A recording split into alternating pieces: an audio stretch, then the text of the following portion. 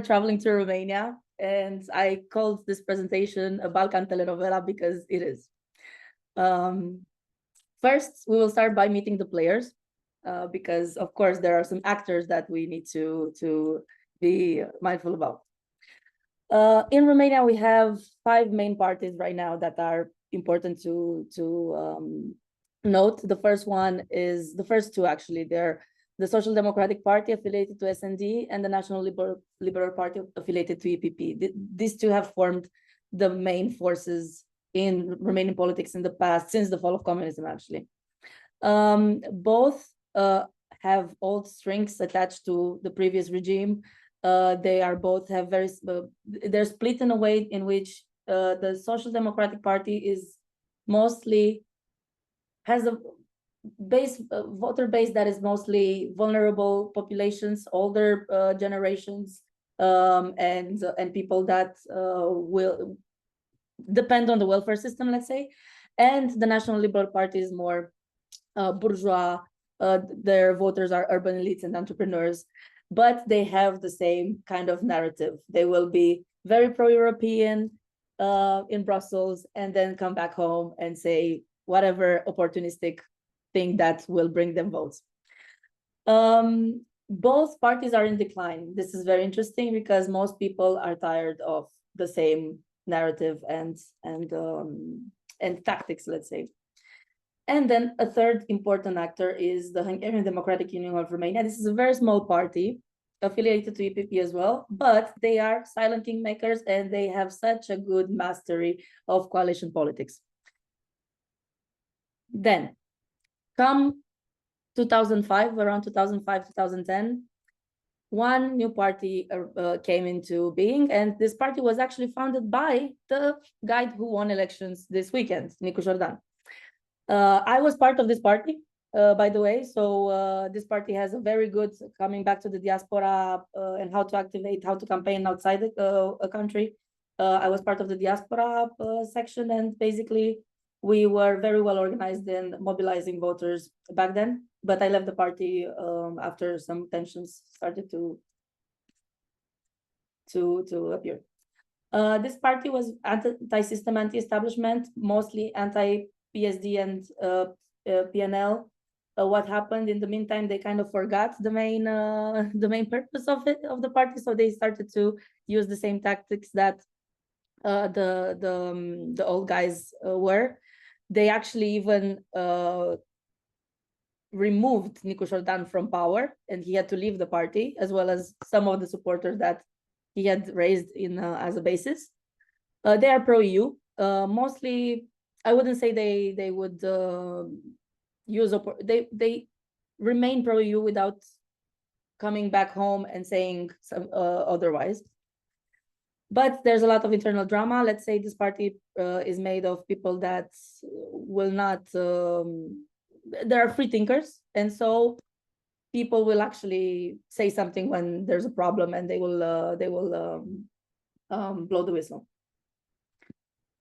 Then comes, well, the far right. We were one of the last countries in Eastern Europe not to be affected by extremist nationalist political forces, but someone had the great idea to maybe to exploit this narrative, because I wouldn't say this party is far right. I would say they just capitalize on any kind of messaging that will raise a certain electorate. So if there's the EU and they know that they can touch on anti-EU narrative that will bring some voters, they will use it. So that's why they're the anti-something party, anti-EU, anti-vaccine, anti-globalization, and anti-everything.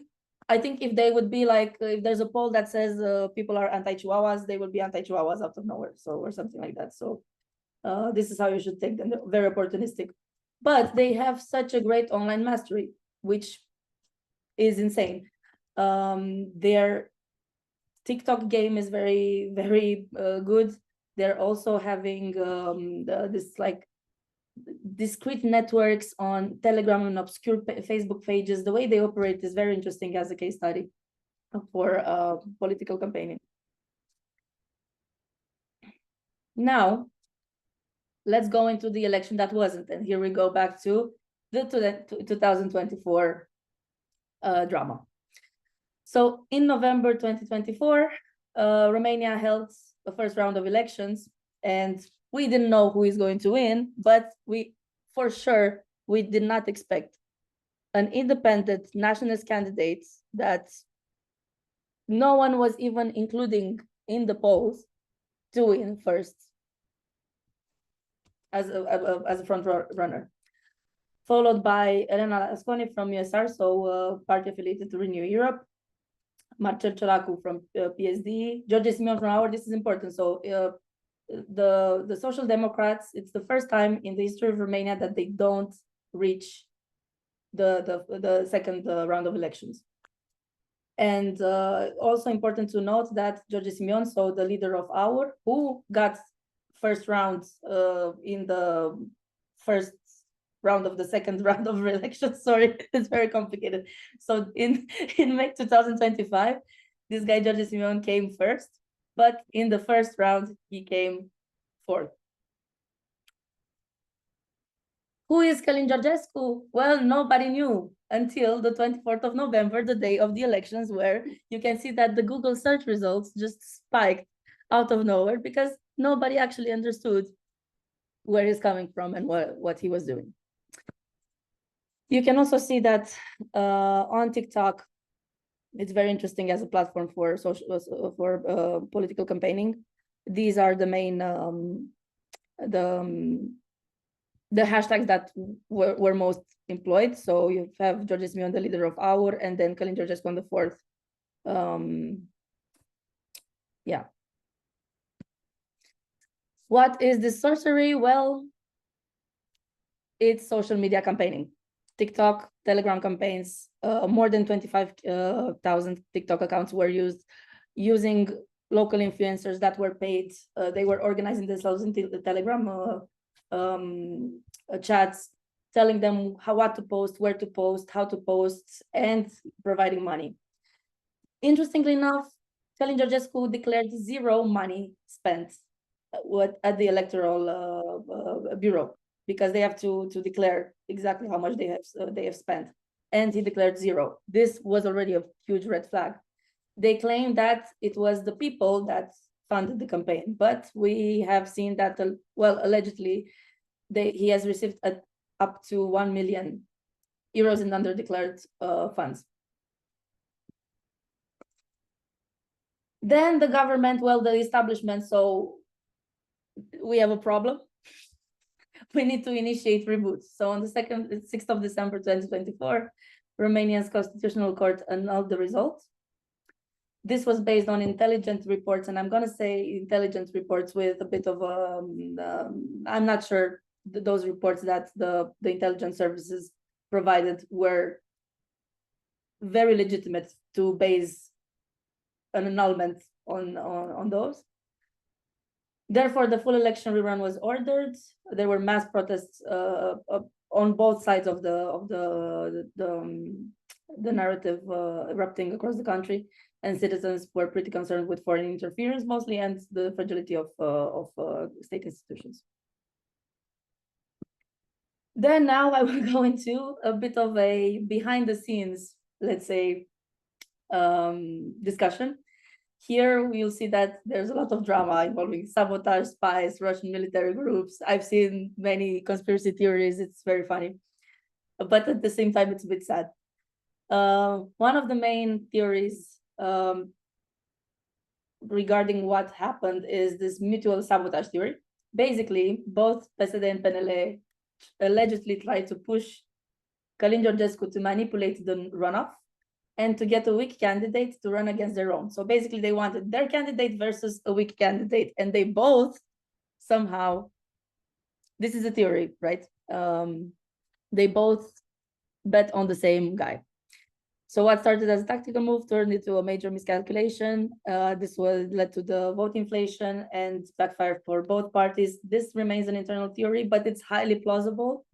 And it is especially discussed in political circles. A second theory is Russian interference. Here, Of course, we have seen that it's the tactics that are used by most Russian affiliated and organizations are employed. The use of fringe online media, TikTok, Telegram, bots. They have targeted exactly like youth and anti-establishment voters with the same messaging that Russia employs. A lot of disinformation, emotional manipulation. So, and finally, there's been reportedly some assistance from entities known to be Russian affiliated. His security team included was part of Wagner Group, and they have links to weird Chechen military groups. These were confirmed by intelligence reports. They were central to the Constitutional Court, but however, I would say that we need a couple of more years to understand exactly what happened. A third theory is the protest vote effect. This is very plausible, and you can see this sociologically. People have expressed the fact that they have voted an extremist party because they were tired of PSD-PNL. Imagine that in my former party, USR, there were people that, and USR is a pro-democracy liberal party. There were people that used to vote USR that started to vote our.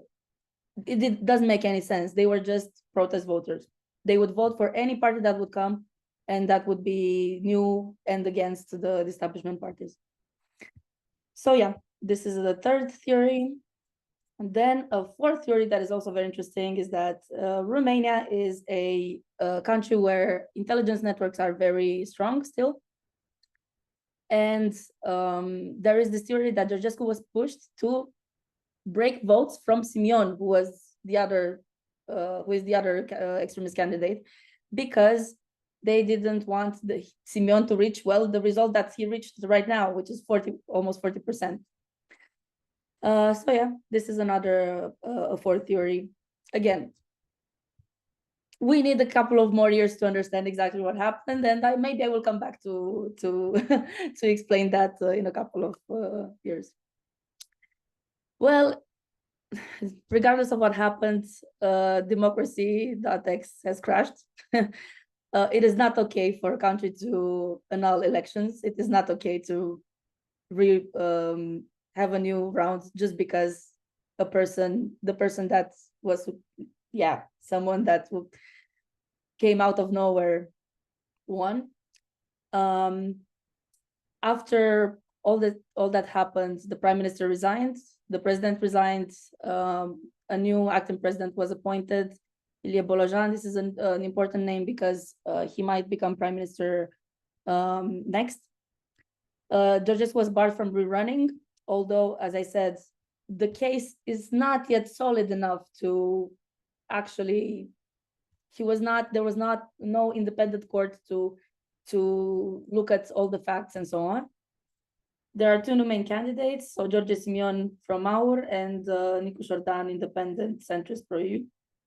And of course, this is a very high stakes race because it was framed as democracy versus extremism. Then now let's go to fast forward May 2025, the election that was. George Simion is placed on the first the first candidate with 40.96%. This is huge. And Nicu Șordan, independent, 20.99%, which is also huge. And it's also huge as an independent candidate.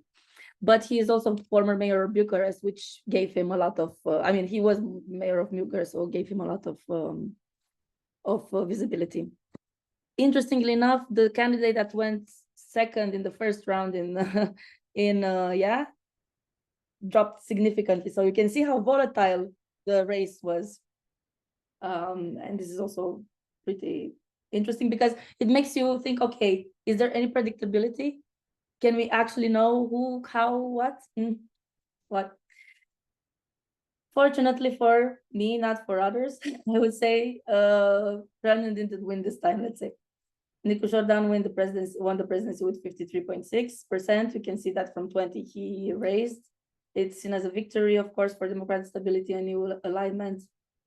and there was a notable increase in voter turnout, and particularly urban and diaspora voters mobilized, mostly because they saw the danger. There's many people who they don't want to vote anymore. They're tired. They managed to alienate so much the voters. I also, like, I think in the first round last year I didn't vote myself because I was just like tired. Just the fact of going to the polls was and I guess people just decided to go out and vote. Nico Jordan, now a bit about the president-elect. He has a PhD in mathematics in France. He returned to Romania. His intention was to fix things. And this is very important because he's not a career politician. He's also not, he does not have the charisma, the demagogy that a politician would, and the normal politician in Eastern Europe would have. He's described as introverted, but he's very morally stable, let's say, for Romanian politics. He was elected mayor of Bucharest in 2020 and the second term also in 2024. He founded USR, as I said before, and he's a symbol of urban educated Romania. So we would say he's a good guy, and we hope that things will change a bit in the next 4 years. The problem is that Nicu Jordan is elected in a very difficult period of time. He will have to work with PNL, USR, and UDMR. These parties have very different intentions, objectives, and also ideologies. So we'll see how it goes. But he has experience from his term as mayor because he was in the same situation. Independent mayor versus the establishment parties. The PM in waiting is supposedly going to be Ilie Bolojan if he accepts. We don't know yet, but this is the name that has been circulated. Ilie Bolojan is also a very strong candidate who is trustworthy and seen as someone that can actually reform. There are many priorities ahead, especially fiscal consolidation and deficit reduction. Romania has around 9%, a deficit highest in the EU. And there's other problems with, for instance, the resilience funds that have to be absorbed, and public administration reform, for instance. There's a fragile parliamentary base, far-right opposition that will not go away, and a lot of economic pressure. And yeah, we'll see what the future will bring. That's it from me. I'd rather keep the rest of the discussion to discuss about. Thank you so much, Denisa. I loved also the storytelling with the drama. I kept me glued, and